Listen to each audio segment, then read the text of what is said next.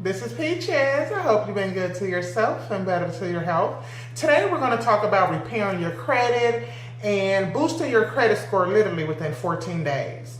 So let's jump right into it. So today I want to tell you a few methods, or give you a few methods that you can use rather, to boost your credit within 14 days. Whether you are trying to apply for a car, a credit card, refinance the mortgage on your home for a better interest rate, you definitely want to be in a good to excellent standing credit score range in order to make that happen. The first thing you want to do is pull your credit. You can do this at annualcreditreport.com, and you can actually pull all three credit bureaus: Experian, Equifax, and TransUnion. And you can analyze everything that's on your credit report. You want to make sure that, first of all, everything that's on there is yours and it's accurate. I remember a long time ago, I had someone else's medical bills on my credit that wasn't even mine. So that's the first thing you want to do. Make sure that everything on there is accurate and that is yours.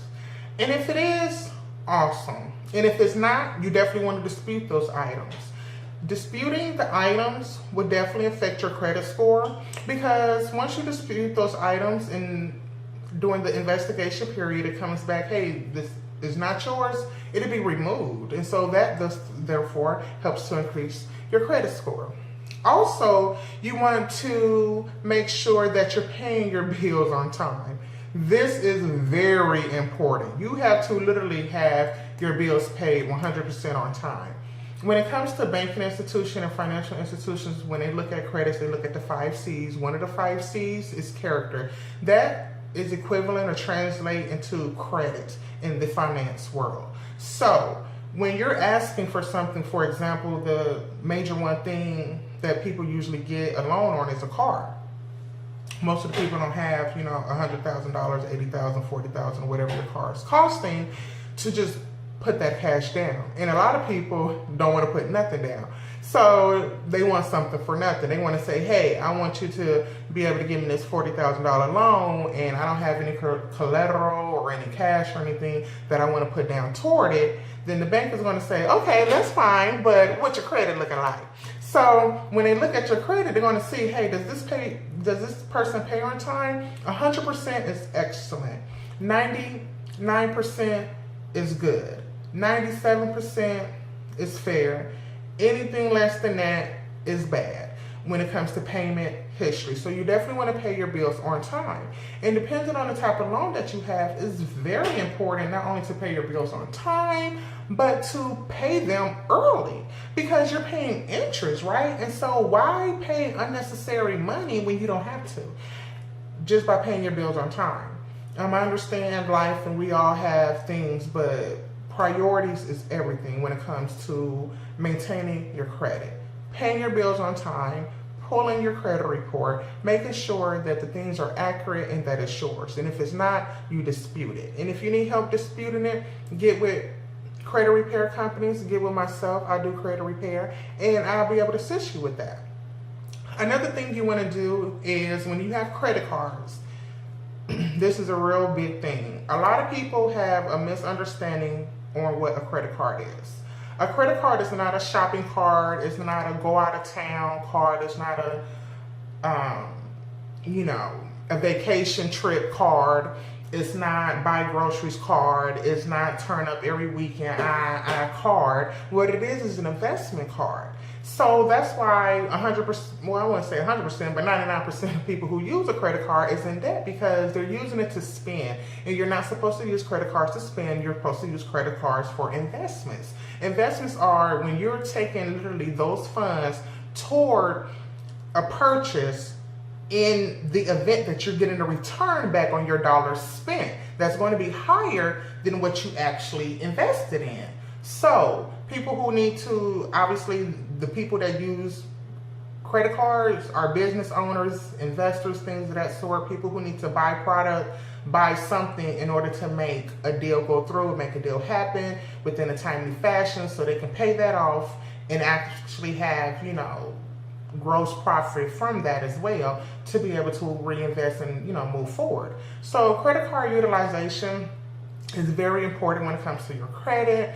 You do not want to be at that 30% utilization rule. That's just the max that you can be at without it just totally detrimenting your credit. You actually want to be at 1% or less. Yeah, you say, Miss Peaches, 1%. Yeah, boo, 1%. So if you have a $500 credit card, you do not have $500 on that credit card to spend. You really only have 1%. So you probably have $5. Yeah, $5. So you say, what can you buy with $5? I don't know, buy some candy, buy something, and then pay it off in time within the 30-day period prior to the bill being due, and then hold it for 2 months and repeat that every 2 months, that cycle, and watch your credit score jump as well. So try that. I understand times get hard and we may need to use that funds, but think wisely. And with today's society, there's so many other things you can do to create that liquid cash. You may have to work for it, but you can do that versus messing up your credit. Uber, DoorDash, Postmates, Lyft. There's a lot of things you can do. With the resources that you already have, that you already most likely are paying on, you can bring income in from that versus creating more debt, right? And then there's not even no income coming in from the debt you just created. So that's goofy. That doesn't even make sense anyway. So why would you do that? Why would anyone want to do that? I don't know, but don't do that. Okay, so that's another thing you want to do. Make sure that your credit card utilization is within that 1% or less than 1%. That'll also help with your credit score. And also, if you know you are a person who is great at paying your bills, or if you know you have a type of family, now everybody's family is not like this and everybody is not deserving, okay? So there's a disclaimer when it comes to this.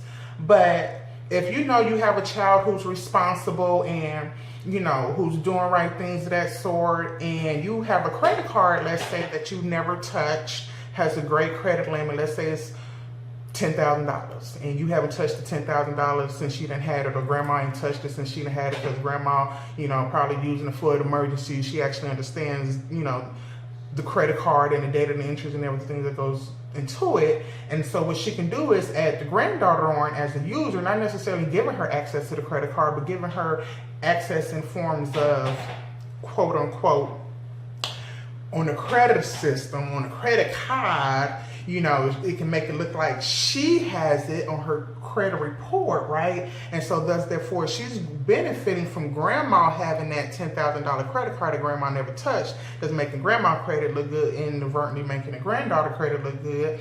So that's another way of helping your generation as they become adults move into having good credit versus letting them start off the hard way and the long way. You know, we always want to leave generational wealth and information to our children so they can have a stepping stool out in life and don't have to just figure everything out, especially if you know you're that type of parent. You definitely should be applying this information and giving it to your children as well.